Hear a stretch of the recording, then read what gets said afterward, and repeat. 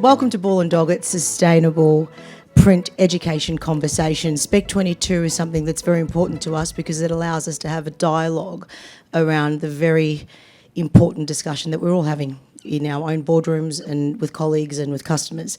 And today the focus is sustainability in action. So great to see some new faces that I'm looking forward to meet, and I've seen on LinkedIn for a couple of years sitting there. And I'm looking forward to share with you the presentations we have for you this afternoon. I'm zaidee.jackson, National Business Development Manager, Sustainable Packaging for Ball and Doggett. And before we commence, we would like to acknowledge the traditional owners of the land, the Wurundjeri people, on which Melbourne Convention and Exhibition Centre is built. We pay our respects to the elders, past and present. Our format this afternoon will be in two parts. We will have our amazing speakers speak for 5 to 7 minutes on a presentation that they've prepared for our topic, and then we'll follow with a panel discussion and obviously some Q&A from you guys as well. Sustainability in our industry for many years has been questioned, and the conversation around environmental sound decisions like buying FSC and PEFC, and I've been in print, sometimes are like, is it a fad? And that was sort of 5, 10, even 5 years ago. And it does come around every few years, but that rightly has been elevated to how the printing and distribution industries are starting to be heard when we talk around the value of driving sustainable messaging and looking at the definition holistically through the pillars of social, economic and environmental factors. Which brings us to the purpose of this event. Practical steps for you to consider in your business tomorrow, no matter where you are on your sustainable journey. The word defined for business does not need to be a mountain to climb, because it can be a very confusing time, because essentially what people need to be doing is defining sustainability for themselves. And most brands and businesses of all sizes are on their own transition pathway, making commitments to reducing their environmental impact. So some of them simply don't know where to start, and I have these conversations daily with my customers. So when we look at someone like a Mondelez, these brands are literally 6 SKUs away from having 100% APCO accreditation through their guidelines, and that's extraordinary. But your brands like your Coles and your Woolies, they well on the way of driving their sustainable message to their customers, and not all of us are at that part of the transition pathway. Ball and Doggett is Australia's largest distributor of printable materials and consumables, and that's what we do best. And our sustainable journey has been an ongoing experience for many years, but by no means are we sustainable practitioners. That's why we have experts to share information with you. But we have worked exceptionally hard with our environmental manager, our supply chain, and also how we as a business can continually improve and reduce the impact on our daily operations. And it has been a journey, and I'm sure you agree. We're all pretty happy that we're at this juncture where we can openly discuss in a transparent and an authentic way, where we share information and look at the movement of how and now rather than the old when and why. So much positive impact has been created, but for businesses to make their mark in sustainability, as I said before, you really need to be defining it for yourselves. And the segue is great for me to welcome and introduce our speakers this afternoon. PonyUp for Good. Mardi Brown is here with us today. Please give a round of applause for Mardi. Thank you very much. Mr. Charlton Hemingway from WorkWorks. Thank you for being here. And Mr. Phil Mariette as well from the Real Media Collective. Thank you, sir, for sharing your time with us today. And Mr. Joe Foster from Close the Loop. So I am now going to hand over to Mardi. That's enough from me. So please make Mardi welcome. Thank you. So my name's Mardi. I'm the co-founder of PonyUp for Good. Before I jump in, who works with technology in their business? Who has a booth downstairs that looks like something's got a time machine on it? Who works with pretty high-end tech in their business? Hands up. All right, I'm in the right room. Good. Awesome. Before I go into what it is that we do, I wanted to explain a little bit about what PonyUp does. Clicker. Here we go. So PonyUp for Good is a social enterprise. We've been running across Australia since 2016. And when we first looked at what are some of the biggest environmental challenges in Australia, we decided to really throw our backs into the research and have a look at answering some of those questions first. And some of the biggest environmental challenges that we found across this country is that only 20% of technology and e-waste in Australia is formally recycled out of 50 million tonnes every year. The estimated value of raw materials from e-waste is worth over $62 billion annually.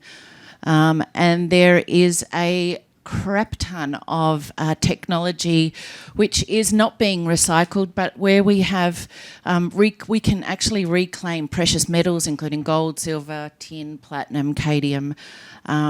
So that was one very big issue across Australia. The second one was that at the same time, 7.3 million Australians waste around 7.3 million tonnes of food each year. That's about 300 kilos per person. And 40% of that fresh produce that is grown here goes into landfill and does not get used, doesn't make it to the table. And at the same time, over 5 million people each year are food insecure. So we decided to do something about it. So PonyUp for Good is essentially a social enterprise and engagement agency. We work with big businesses across the country. We collect their donated, decommissioned technology and we take it through data cleansing, we triage it, and we reuse it or recycle it, reuse in first up in line with the EPA. And then the kicker really is that we donate 50% of our profits to Second Bite, who's a food rescue charity here in Australia. If everyone has heard of them, essentially they work with Coles and Aldi's and Woolies, and they keep fresh food out of landfill, but they feed upwards of about 145,000 people every day of the year. And you imagine over COVID, bushfires, floods, they're doing some pretty fast dance moves at the moment. They do amazing work across the community. But over the last 6 years, I really wanted to share with you today some of the things that we have learnt as a sustainable business and a business that offers community solutions to organisations. I wanted to share 3 real key areas of what we've actually learnt, and hopefully that can be a good takeaway for anyone in this room. So how can your print business commercialise your sustainability efforts? And we've worked out a few ways to do that. You bake it into everything that you do. So the first one really is looking at your brand. First of all, you really need to decide who you want to be in market. Look at your reputation, your brand engagement, what your loyalty across your brand and what that really needs to stand for. Increasing transparency and understanding what your environmental and your sustainable and your community impact goals are in market, and really increase that transparency across your social media, across the conversations that you have with your clients, and across, most importantly, across your team activity, and evolving that legacy of who you want to be in market. And the second one is culture. Really understanding that at this point in time, Gen Z and millennials are actively looking for and seeking to work with organisations who have an active, sustainable plan in market. So you want to adopt an environmental filter, and it doesn't need to be perfect. You just need to start with something. And you can really become a talent magnet for attracting the right people to your organisation, retaining them within the business, which then becomes a commercial opportunity for your business, and retaining them there with you. They speak well of your company, they're great on social media, and they'll become advocates for your business. Set some goals within your organisation that allows your team to get involved and actively help you measure what those things are, and be proud and create that positive word of mouth. And then the third one is commercial. So one of the real things that we are finding as a sustainability business and a community impact business is helping our clients win tenders. So we are a supplier of Bull and Doggett, and for a lot of our organisations, our partner organisations who are involved in tenders, a lot of big pitch business. If you've ever put your name to a tender or a pen to a tender of late, that you will know that there is a huge, in most cases, a huge selection criteria around your community impact and what your sustainability goals and responsibilities are within your business. And we help a lot of our suppliers answer those questions because we are a big part of our business and they have baked in what we do in their business. So look at how you recalibrate your supply chain, and I'm happy to chat to anyone after this as well, but recalibrating your supply chain to look at, does the values of my organisation match those of my supply chain? Leverage your CSR value, so your corporate social responsibility. You have to get rid of technology out of your business anyway. Why not use it and do some social good with it as well? You'll grow and diversify the values, values-based clients whose values are the same as yours, and hopefully retain some of those clients longer because they wanted to do business with you. My time is short. These are some of the things that we've learned over the last 6 years, and I'm happy to have any conversation, so please come and ask us how. Thanks everyone for joining. My name's Charlton Hemingway, and that's my real name.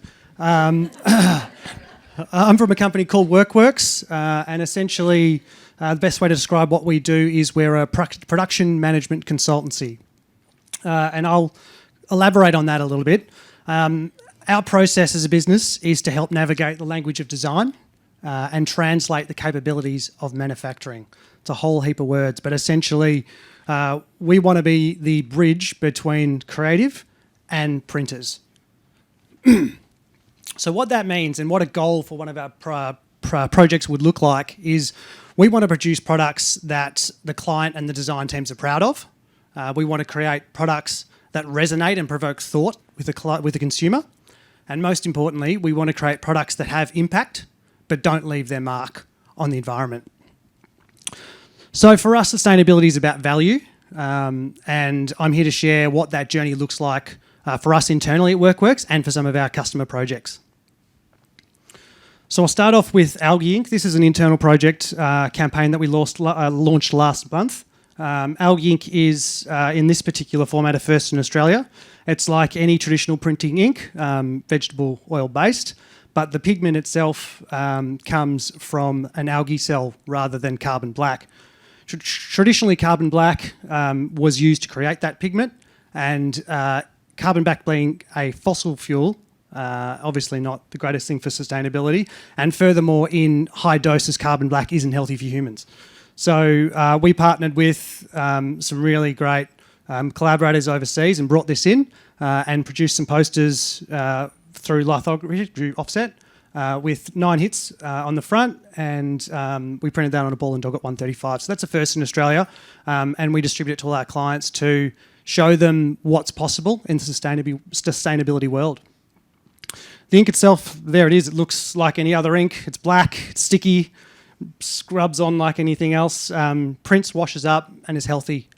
So yeah, we would encourage anyone who wants to talk to us about Algae Ink to give us a ring, because we think it's a great product and we want to drive that sustainability. Some screenshots of some images of the project itself. We obviously ran it, like I said, on an offset press for the printers amongst the room, and we ran it on some letterpress as well, and it turned up beautifully, and we're really proud of it. We still have samples available. You're welcome to hit us up on our website if you're interested. We can post them out to you. That's a good segue, because this is the envelope they'll arrive in. It's a Ball and Doggett zip perf envelope. Again, for us, it's about sustainability. The stock is Mohawk Superfine, powered by wind to generate that paper. And that follows that design language. We wanted something that is minimal, something that's beautiful, and something that arrives and tells a great brand story. Again, a further story about the envelope, but order one and then you can see for yourself. That's some imagery of the poster. We encompassed an algae image as a vector into the text just to create some texture. And we actually ran 9 printing plates because when you put black on white, you don't have much to work with. So we ran the sheet through the press 9 times. I preference that by saying that's not the most sustainable thing. But we wanted to do that because, like I said, black on white doesn't give you much. So, yeah, if you've ever seen 9 plates of black, this one down here is really great to see. This is some examples of some of the work we do for our clients. And this example I won't delve into too much, but essentially this particular client, Jackalope, wanted a menu that reflects their brand. And if anyone knows the Jackalope Hotel, it's at the pinnacle. It's the best of the best. So for them, they wanted embellishments. They wanted everything they could to create a beautiful experience. But the trouble with that is their menu is seasonal and they wanted to change it regularly. So we worked with the design team to develop a scratch release varnish, like you would see on a scratchy ticket. But the trick of it and the sustainability tick for us is we developed this in a way that could be overprinted in the restaurant floor. So they can change the menu that morning and overprint onto the scratch varnish, and then you would scratch that to release a menu, a hidden message underneath. So for us, what they wanted was a brief of run 5,000 menus and then change your menu and they all go in the bin. What we came up with is a shell that can be adapted and evolved. This is another brand story for a client of ours, 4 Pillars. We took this brief from a packaging that they were already using, and the bottle itself sat inside an EVA foam tray, so EVA being plastic. And when you combine plastic and paper, you generate a product which is a real pain to recycle. You've got to rip it out. Most people just throw it and then it is off to landfill. So we redesigned the pack. It's 100% paper. If you have a look on the far right, that tray is 14 layers of e-flute. So the bottle sits beautifully inside that. It's all made of box board. So I don't know the exact stats, but I would say 80% of that box is post-recycled. And once you are finished with it, it's 100% recyclable. It's 100% paper. Even to the point you can't see it in the image, but there's a pull ribbon on the far right. We developed a paper pull ribbon. This is further to that project. These are the little pockets, the cards that came inside to tell the brand story. Ball and Doggett stocks was a Night Smooth and a Colourplan Ebony Black. This is a client brand story to talk about how you can use sustainable stocks and sustainable raw materials and still elevate your look and feel. And for us, this was just a beautiful use of colour, an opaque white that just wasn't dialed up to its full opacity, and some 4-colour process image on a Ball and Doggett Enviro board. It's a beautiful product. Love T do a great job, and it's just really well executed on what is a commodity stock, a sustainable commodity stock. This is our with comps. Looks like a pretty boring piece of paper, but we really love it. Again, this is not a significant sustainability story, but I wanted to share it because everyone in the room is, I assume, somewhat related to the print industry, and this is just a really beautiful piece of paper which we imported from Japan, and under deboss pressure it turns transparent. So the white on white doesn't really show it, but we went down this path because we wanted a with comp that was 100% paper, that didn't have any foil or embellishments, that was simple and at the end of the day executes a message and does something unique. And again, it's all paper. Another packaging example to carry on, similar to the 4 Pillars example, this one was for Jonetti, home decor range. This is a really beautiful beeswax candle, and it's a very elevated product, very expensive, and it needed to carry the product and protect it. So again, we utilised 100% paper box to hold the product beautifully and create a beautiful unboxing experience. Paramount Hotel, this brief was an interesting one. It was hard to get sustainability into this one, but we did our very best. If you can, I'm sure you've stayed at hotels, traditionally key cards come inside a matte laminated paper wallet, which is fine for durability, but at the end of its life cycle, which is in some cases one use, it goes in the bin and it's matte laminated, which precludes it from easy recycling. So we took the opposite approach. We went down this permanent reusable path. So we developed a card wallet that's made out of DuPont's Tyvek, So it looks great with a bit of wear and tear in it. It's reusable, wipe down, tear proof. And it just changes the story. It creates something that, as a nice little drill hole for the room number, it stays with the hotel and just, I mean, it's got its questionable sustainability as well, but we think it's the best of the situation. Again, working with 4 pillars, I'll try to speed things up. I know time's short. We obviously work with sustainable raw materials. You can see the craft back there. And aluminium, again, an easy to recyclable product. For us, it's always about understanding what the product is, how long its life cycle is, and how to get the best out of it. That's part of our translation as the middleman. And then Shandong, during COVID, as everyone was locked down, created an amazing an influencer pack, and this arrived at VIP's doors, packed to the hilt with glasses and chutneys and so on and so forth. And traditionally, this was originally spec'd to utilise a vac form tray, which again would have been a plastic, and we were dead set against that. So we dug deep and developed a paper tray. Again, a box that elevates the presentation, looks absolutely stunning, and is 100% made of paper. It's wrapped in colour plan to really give it some beautiful texture, colour and feel. I feel like I spoke fast, but I hope I'm under the 5 minutes. Thanks everyone for listening, and if you want to know more about WorkWorks, that is our Instagram, and there's our contact details. So I'm Phil, I'm from the Real Media Collective. I'm also a designer, but I'm not, I guess I'm here in that capacity today as a representative of everybody in this room. We're an industry, and we're having conversations at the moment that I love seeing stuff like WorkWorks, work, because that's what these next, I guess, few years, I think, for us are going to be about, because I think our industry are starting to have this dialogue in a way that we haven't before. Paper and recycling have been on a journey, and we're now in a place where sustainability is on everybody's lips. And what, I'm not quite sure what that actually, what that means. For me, there's just new rules. There's new rules on the table, and we've all got to start thinking about them. And I guess Zaidee asked us to think about, all of us here, all have a different place and a point in the sustainability conversation.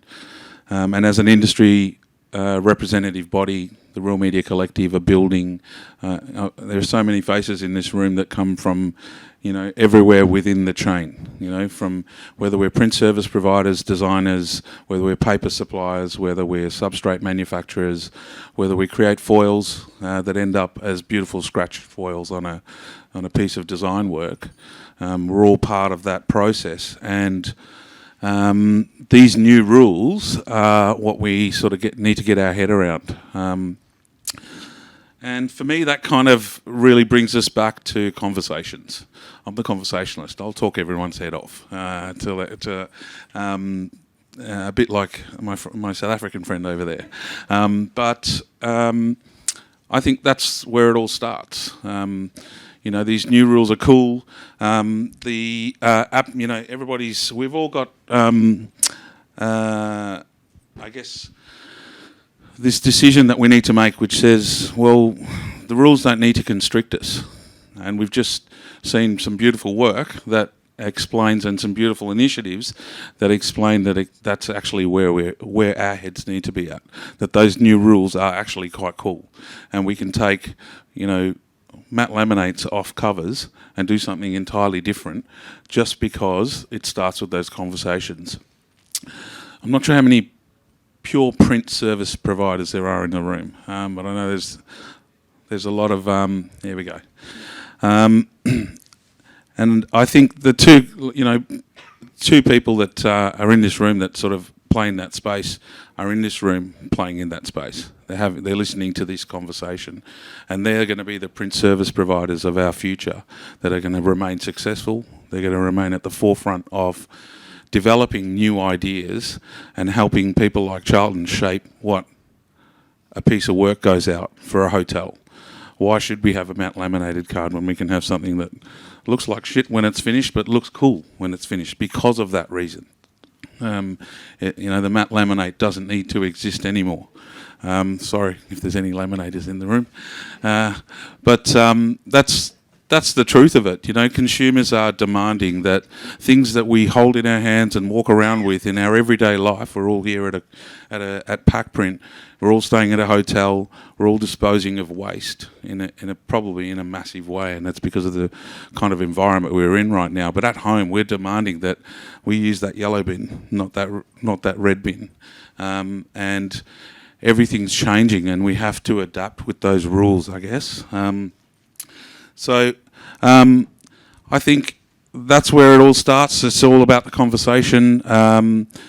We're only limited by what we sort of can dream up, and clients are going to, and I think what we need to all do is be there at the start of every one of those projects. Doesn't matter whether they're this big or that big, whether it's a piece for the bottle shop down the corner, or running out hundreds of thousands of catalogues, which is, they're all part of the same mix, and they're all part of that same conversation. So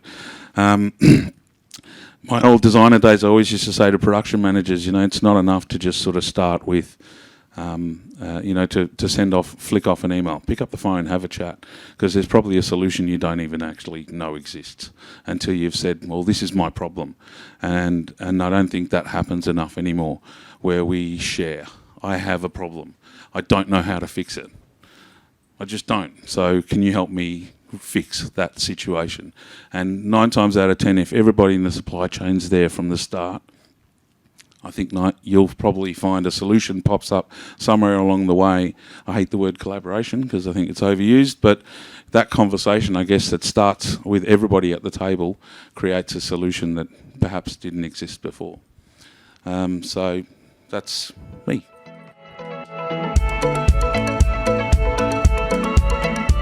So first of all, thank you very much for the opportunity to talk here today. Name is Joe Foster. I'm with Close the Loop Group, and in fact, Close the Loop Group is a collaboration, or the word collaboration, of 2 companies that merged quite recently. The OF Pack, which is the packaging side of our business, and the Close the Loop Operations, which is a specialised recycling business that's fully involved in recycling print cartridges. So some of you guys are involved in the print industry. We actually take cartridges back at scale through our Close the Loop operation in Melbourne, and we recycle them and turn them into tangible products. The packaging side of our business, which is OF Packaging Group, we're involved in soft, flexible packaging materials, where we develop sustainable packaging films and pouches, and have been doing that for quite some time. And together between Close the Loop Group, which is actually the OF Pack, and Close the Loop Operations, we're really truly a circular economy, and I've actually been pushing circular economy for quite some time here in Australia.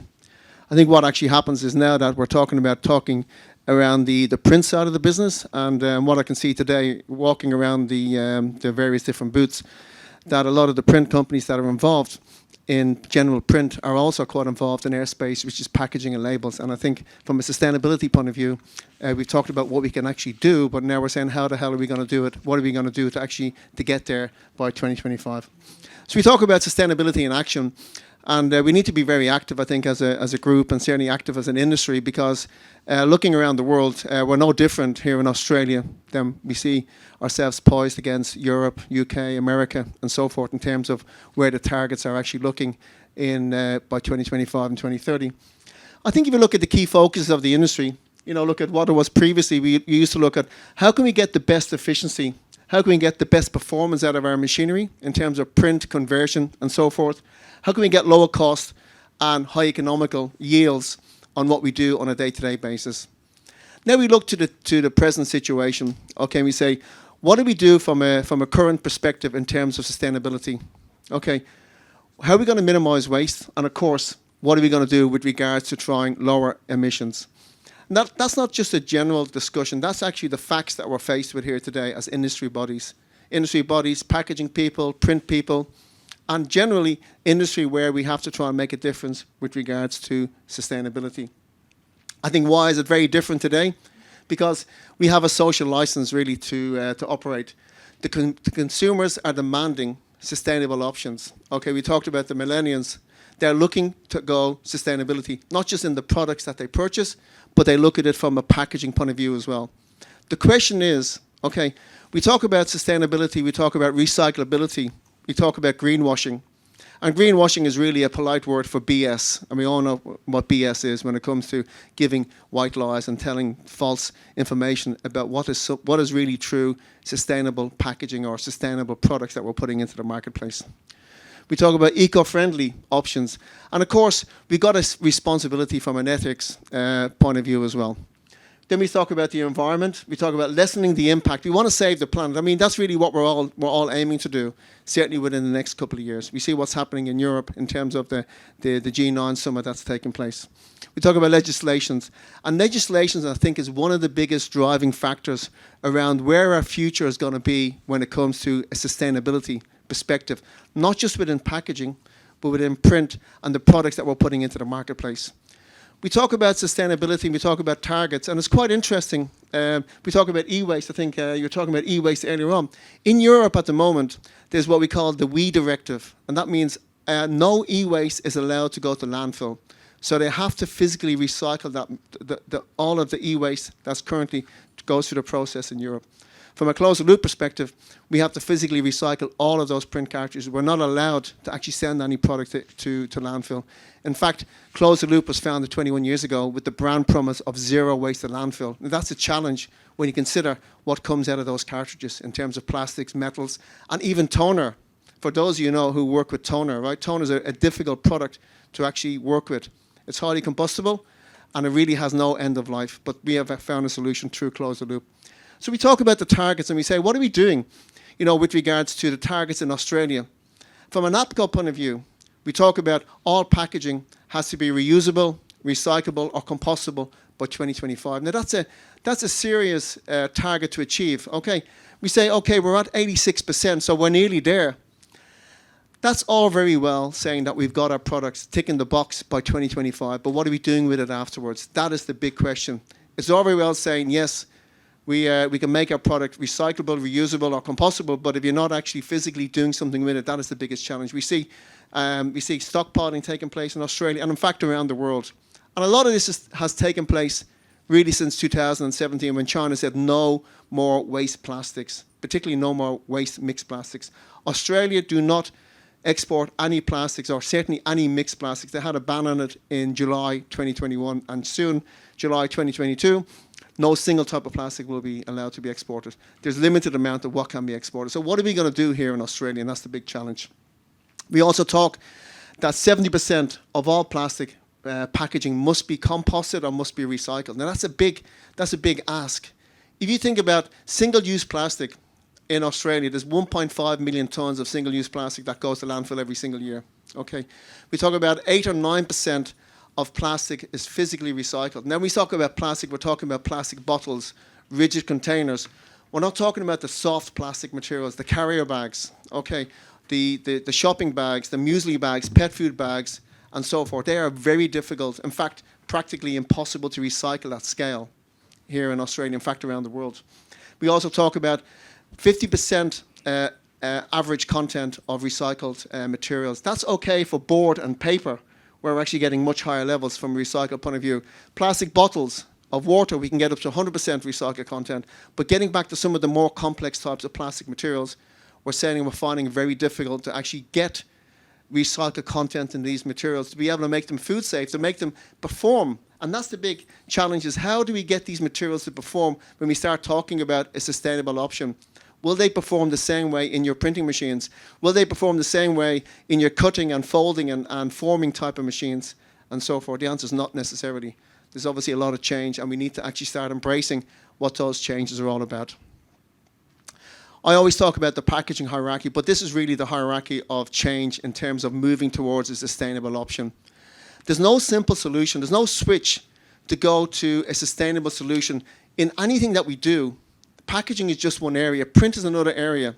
We talk about the targets. We talk about wanting to have a more sustainable product in terms of recyclability, compostable, and so forth. But there's no simple solution. There's always going to be a trade-off. If we move from a product that's non-recyclable to recyclable, as an example, is it going to give the product the same protection? Are you going to have the same machine efficiency? Are you going to have the same waste? Are you going to have food safety? Okay. Are you going to have shelf appeal? We talked about the matte lamination that Phil talked about. What about when we start changing all these aspects over to meet a sustainable option? We're not going to get exactly what we want. So there will always be a trade-off. There's no simple solution. So we need to figure out what is the balancing act between sustainability and the current type of products that we're using at the moment. We talk about, within the print space, we talk about polyester materials, which I'm sure you're familiar with. We talk about polypropylene materials, or BOPP, some of you may know of. Vinyl materials, okay, you know of. Okay, these materials in 2025, there's a big question being put on it from an APCO point of view about its ability for these materials to be physically recycled. We start talking about moving more towards polyethylene-based materials, okay, which is very difficult to convert, putting through the same converting machine that you currently use at the moment. We talk about the physical protection of a product moving from a vinyl or moving from a polypropylene into a polyethylene material. Will it give you the same protection? The answers are no. There's a lot of work that needs to be done. So I do encourage people, when we start looking to go towards a sustainable option, is really to consider going back to basics. Okay, really, really important when we say go back to basics from a sustainability point of view. We're saying know your machinery. What is the physical capabilities of your machinery? What substrates can you print? What is the ultimate performance on your machine by putting these various substrates through the machine in terms of the outputs and so forth?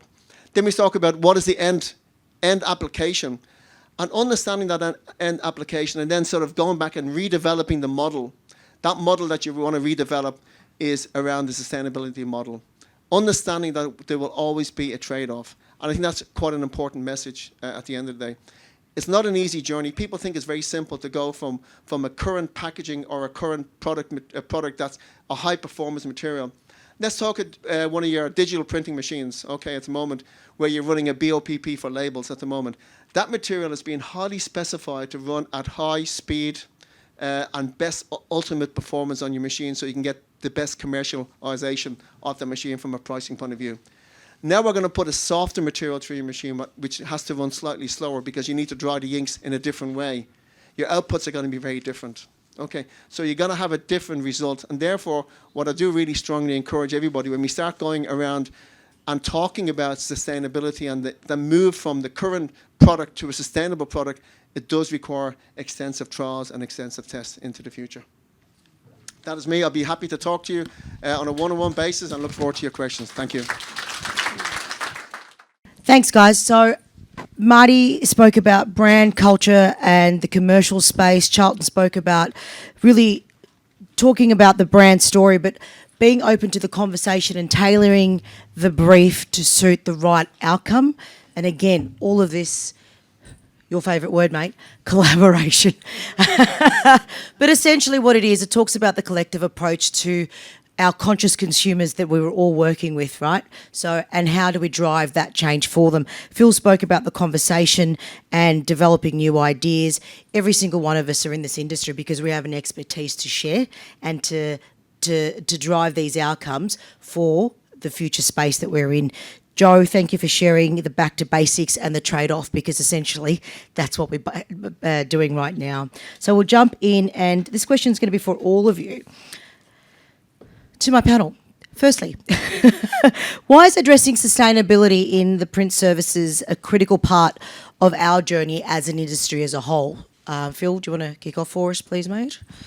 Yeah, well, it's, I think the results, you know, some of the work we saw today, those results just don't come out of, you know, creative's one thing, but I think whether it's printers or suppliers to those printers, those substrates, they've got to be as agile as well. They've got to get get into that part of the design process so that they're a part of the actual end result. You know, but old school print, you know, embellishments used to happen because you had conversations with people that knew what was available or what's around. Well, nothing's changed there. There's just new embellishments that are available. There are new ways to look at how you enhance a piece of print without sticking a metallic foil on it, or doing something that's ultimately means that it doesn't end up in the recycling bin. It ends up in a landfill bin. So there's so many beautiful. I just got your WorkWorks. So simple, a beautiful piece of embossing with a beautiful piece of paper can be so elegant and so beautiful, and and it can go straight in the bin, and it'll decompose and it'll break down. Well, that came out of, that solution didn't just, there was so many people involved in that. I'm assuming so many people involved in that process, and they must have started at some point having that conversation, I guess. And you make a good point there, right? So waste recovery in Australia at the moment is something, and I'm sure around the world we've got an issue with, because essentially there is no systematic way to do that. There's a plant in Albury for plastic bottles, but when we're talking about print from a holistic perspective, the actions that we take from, the decisions we're making, how we read a brief, how we deliver a brief, how you guys are printing the products, all that is all encompassing. So, Mardi, I'll hand over to you. Yeah, I'm going to answer that question from a slightly different perspective. And if we look at, what drives our business, and it's a lot of consumer behaviour, it's what our customers want from us. And I think, a lot of the research, there was a massive IBM values survey that came out in February, and it looked at consumer behaviour across the world, but it was telling us that, over COVID, the sentiments around sustainability and what we expect from our businesses, our employees, our customers, it's all changed. And in fact, it's changed so much from a commercial perspective that upwards of 59% of consumers are willing to pay a premium for things that are labelled or deemed to or are seen to be a sustainable product. And I think, it's a bit buyer beware. If we don't change with that time and that consumer need, then, imagine what the business could be in 2 years' time compared to if you didn't make those changes. So, yeah.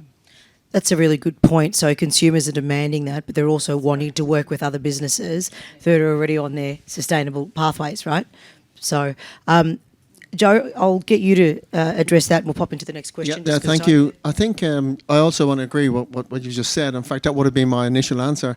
But the world is changing. The demand is there from the world to become more sustainable. I think that is really the key focus here at the end of the day. The pressure's back on us as manufacturers, the pressure's on us in the industry to find these solutions. And as I mentioned earlier, not just within packaging, but within print and within a lot of areas that we operate.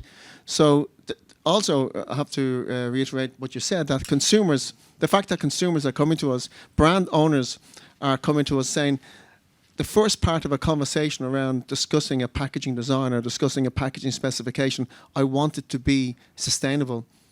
But unfortunately, a lot of people out there don't understand what sustainability really means within that space, from a packaging point of view and from a print point of view as well. People get confused with recyclability. People get confused with circular economy and compostability. There's a lot of misinformation and a lot of confusion out there. And I think as industry, we need to actually be educating not just the businesses and brand owners, but we need to be looking to educate consumers, to make them aware, first of all, what true circular is all about, what recyclability and what is sustainability all about, and what that actually means to us. Because unfortunately, sustainability comes to us at a cost. It's a major shift in our business operations, and it's a major shift in terms of the cost of the output. Thank you. Thank you. I might jump into you, Phil, too, with your RMC hat on, Real Media Collective hat. What are some of the stats and facts or myths that consumers still need to understand, or as an industry we need to promote? Ooh, okay. Well, some of the stats, the stats around sustainability aren't really here yet. We haven't really, this is kind of happening now, it's kind of, this kind of conversation and this dialogue sort of starting at this point, and those stats are going to come.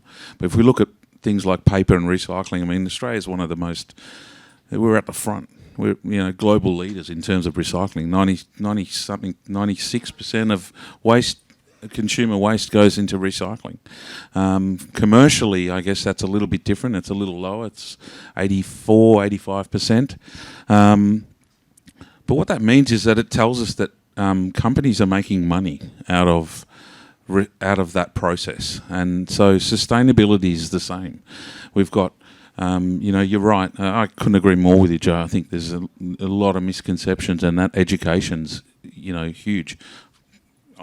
Parts of it I don't know. I don't get, and I got all this data coming at us from the Real Media Collective's perspective. You're still trying to understand. Well, but as an industry body, we know our members can make money from sustainability. It's just about converting that. You were talking about, toner cartridge plastics ending up in bitumen in roads, and it seals the road better, and it's that's a fantastic way to look at. There are myths and facts around just recyclability, and greenwashing is the BS. You're right. How do we recreate that conversation around sustainability so that what we're advising our clients and what we're sharing, even to, again, that word sharing, we're Kiwis, how many Kiwis in the room? You're the best at it, right? You're really good at sharing. You guys, seriously, hats off to you. You're really good, I think, because you're a smaller, a different economy, you're really good at sharing intelligence. And I think Australians and our sustainability community and our sustainability dialogue needs to be doing that a whole lot more. Actually sharing. Like, I don't always have the answer, and I don't always have the solution, and I'm not going to get it if I just sit there thinking I'm going to figure it out. It's going to happen by sharing the problem and going, one way or another, we can all make $1 out of it, or we can all save our planet together. But I think that's the biggest myth, I think, is you lose out if you share your secret. And I think we need to get past that. And just quite frankly, for the last couple of years, our industry should be applauded for what we've come through and where we are. So I think that collective experience is something that we can actually keep putting our foot forward and continuing these dialogues and conversations. I just met you today and had such a 5 seconds of, oh my God, Quick Copy are doing amazing things in this space. So I want to step into the next one there, Charlton, if you can grab the mic for me, please, mate, and just obviously, timing. Within your own scope of work and actioning sustainability, framed with what you do within your business, and you've showed some incredible work there, and thank you for supporting Bull and Doggett. And for those in the industry that you overlap with, we have these conversations all the time when we're working on a job. The first thing Charlton will speak to me about is the accreditation of the stock or the printer that you're using and things like that. So how do you frame that to the end client, and why is that important? Because I think the biggest thing is the education. So where do we go from now, and how do we start that conversation with our customers? So you guys do it really well. If you could just share information. Sorry, that was a really interesting share. To answer that question, Zaidee, you asked me how I frame it to the customers, but I actually think it comes in the other direction. I think as the print market continues to be complemented by other forms of distribution and communication, I think our client group and probably the market in general is more considered when they start speccing print. I think the new channels of socials and digital and augmented, whatever it may be, create a scenario where the consumer is very lean in. They're looking at a screen, they're gathering information, they're trying to get, they're on their desk, they're in, out, it's urgent, there's pop-ups, someone's stealing your information while it's happening. Whereas that's evolved, print it's a challenge, but it's also an opportunity. Print has become more of a lean back experience. Print has evolved into the kind of thing, like the examples are, you read a book on the Banana Lounge or you read a paper at the local cafe. That's where we think print is best suited. So our clients come to us and we target the clients that care about their outcomes. And I suppose that's part of the conversation. And it's about setting the criteria for craft and quality and having sustainability in mind, because gone are the days of the 80s where you're printing 200,000 letterheads on 100-gram laser. That is the old days. Now print, the criteria that people use to spec print is more considered and less inevitable. So for us, it's a case of taking that, leveraging it, and trying to find the perfect outcome. Thanks, mate. For businesses new to the journey in sustainability and looking to action change, pivoting business models, because essentially that's what we're asking businesses to do, pivot their business models.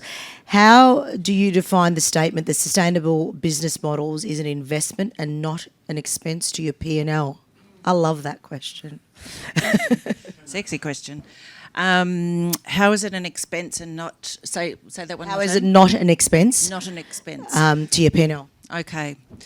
So I'm just going to jump back to millennials and Gen Z, who now make up 40% of the Australian workforce.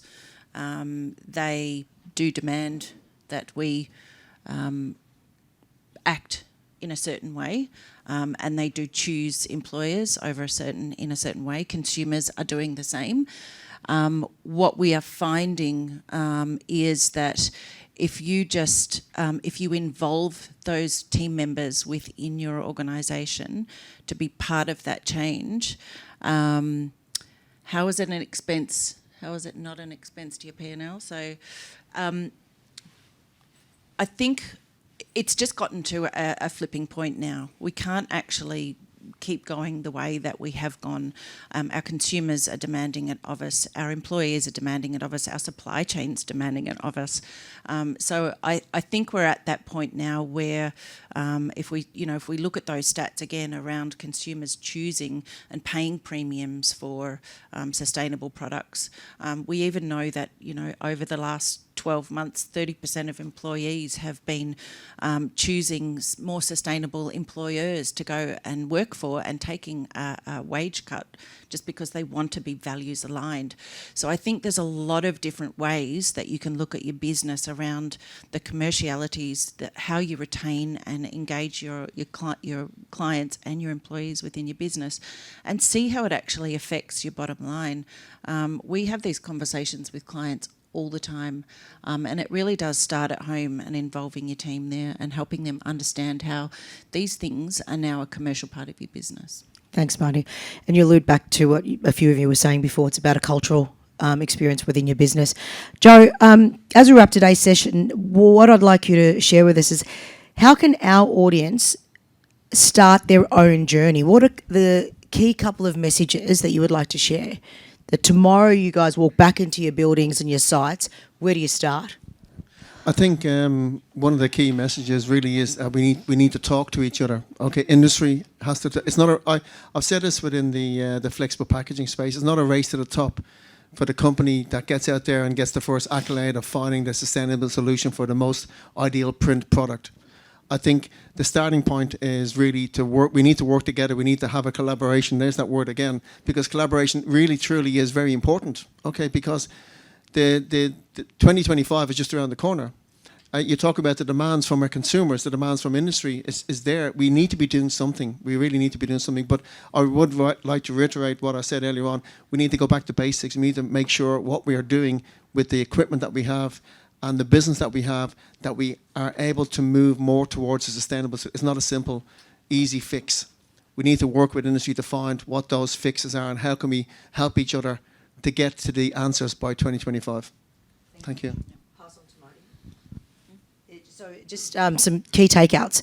Do they start talking to you? So we started talking to Mardi in 2019 and we now engage that they will pick up all our e-waste and obviously will contribute. For us, for instance, just as an example, Ball and Doggett by December, all of our, 90% of our forklifts will be all electric. And one of our biggest converting sites, we will be reducing the energy within the next couple of months by 74% because of the work we've done with practitioners to be able to not just put the stat up there, but we're actually trying to really expedite what we're doing within our business and our operation as well. So, Yeah, absolutely. Key takeaways would be, and I don't say this lightly, but bake it into everything that you do. Look at all of the decisions that you're making in your business. Are the people that you're hiring sharing the same values as you? Are the people in your supply chain sharing the same values as you? Things that you purchase within your organisation, make sure that you have a circular solution for those for when they need to leave your business, and who are you buying that off. So really start to look at all of those different sort of procurement decisions within your organisation. Yep. Yeah, I obviously agree with what you two have said. It's bang on, but I think from my perspective, I think it's more active. I think it's get up, get out, get excited, ask why, ask how. If someone tells you something, ask them to show it to you. I think sustainability is a long landscape, and when you make decisions in this space, you need to consider both the long and the short. You need to be considered and thorough. It's very easy to chase bottom line and deliver commodity, but if you value the long-term business goals and how you're perceived by your consumers, then you better change gear. Thanks, mate. Phil? My takeaways from two of you guys. You had a really great comment, which was, don't wait to be perfect. I think that's really important. You know, this is, we're shaping the next, we're shaping the future. You know, we're looking at what we're going to be doing in the future. And if we wait to be perfect, well, it's too late. I think get it wrong. Exactly, get it wrong. If someone shows you something that's really quite amazing, ask them to show you it, but don't expect to recreate that perfectly. You'll get it wrong yourself, and that's where we all learn, in that space where we're getting things wrong. That's where actually the beauty comes out. The others is yours, make the best of a situation. That's where we're at. It's the same thing. Do as much as you can to sort of make the best of this particular situation that you find yourself in, whatever your business might be, and you're placed, you're offered a challenge. Well, that's that opportunity to grow. Just listening to someone before who runs a very, very big organisation talking about how you're going with the price rises, and it's the opportunity to actually change the price. I can't think about it as, it's really negative. It is an actual fantastic opportunity to change our price, because that's creating a space of volatility that is where everything grows from. So I guess they're my two takeaways. Thanks, mate. And just quickly, it reminds me of a conversation I heard Simon Loudons. He's the Chief Transformation Officer for Arnott's. He spoke as the Vita-Weets boxes. A few of us have got that, right? So there's a plastic that holds the Vita-Weets in there. And essentially what the consumers were saying is, we want you to use fibre-based packaging all the way through. So they changed, they heard the conscious consumer, and then the conscious consumer came back and said, well, my Vita-Weets keep going off. So what do? What they did was they were so open and transparent with their customers, and they said, you know what, come on the journey with us. Let's be transparent with you, and we'll keep testing and testing until we get it right. And I think that's a really great message, right? So I want to wrap up with a couple of things that I wanted to share with you guys as well. So practical steps that you guys can take tomorrow. Define what sustainability means to you and your business, because it's not a cookie cutter. It's got to be tailored to your business model and what your business strategic outcomes need to be. What are the impacts and the risks for consideration within that business model? What are the timeframes that you're looking to work within? How do these impacts and or risks translate to the social, economic and the environmental factors that cover off sustainability? And where do you start to set your targets and define what goals and actions suit your business model? And do you look to your supply chain to help you take you through that journey? Do you look to practitioners within sustainability to go, right, this is what I'm trying to achieve, where do I start? Yes, it's a financial investment, but at the end of the day, sustainability is going to be good business for everybody, right? So what partnerships and assistance looks like to drive your transition pathway, and how to become an innovator in your space. One thing about our industry that we do really well, we choose to succeed and we choose to innovate, and that's what that collective value chain looks like. If we look at APCO and everything that's happening in there, that's about the value chain and getting it to a circular space. So on that note, I want to thank our speakers, Mr. Joe Foster, Mardi Brown, Charlton Hemingway, and Mr. Phil Mariette. Could you please put your hands together for them? And thank you for joining us at Sustainability in Action with Ball and Doggett. We appreciate your time, and we hope that you have an amazing rest of the PacPrint.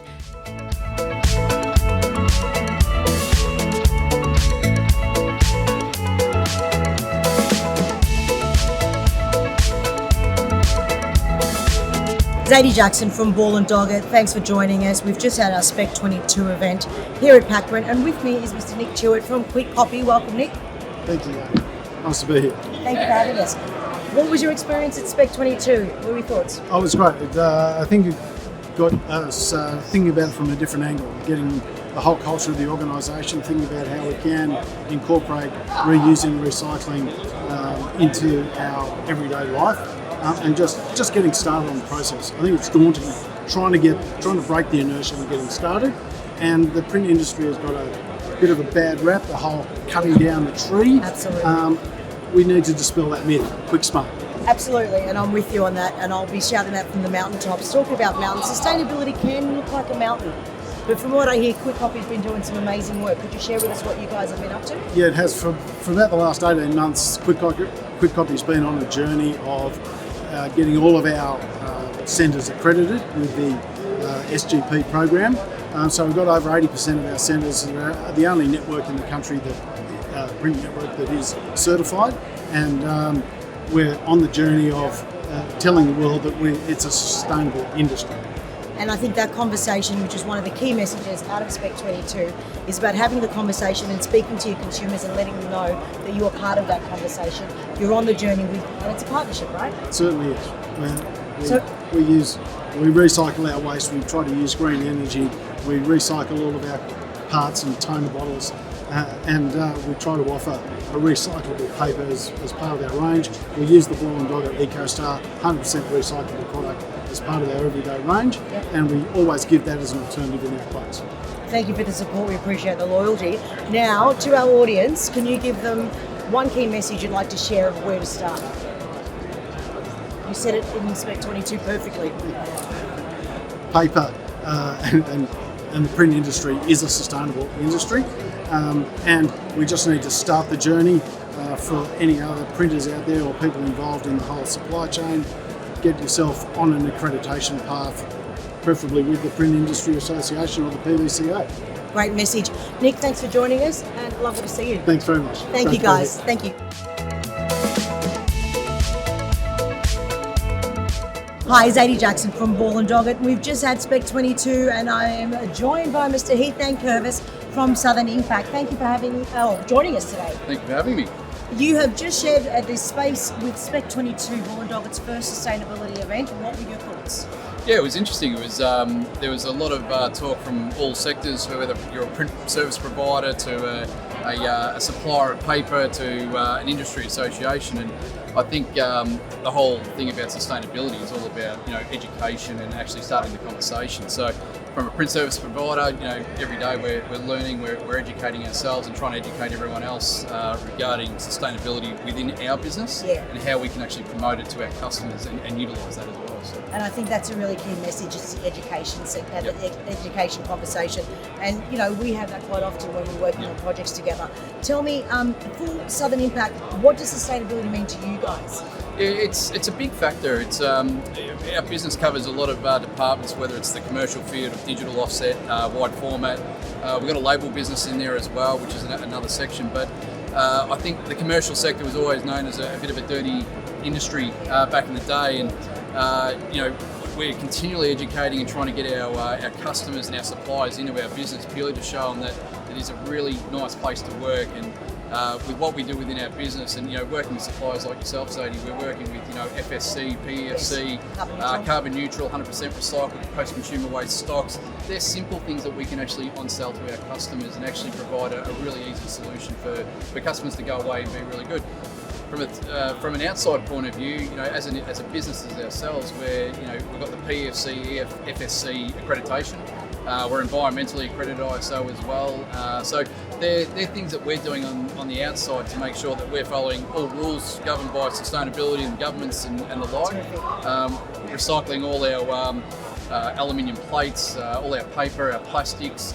We've used Close the Loop for 10 plus years with recycling toner-based cartridges. It's just a continual program. I don't think you'll ever stop. I think you're just going to keep educating and keep learning from it. I think that's really key.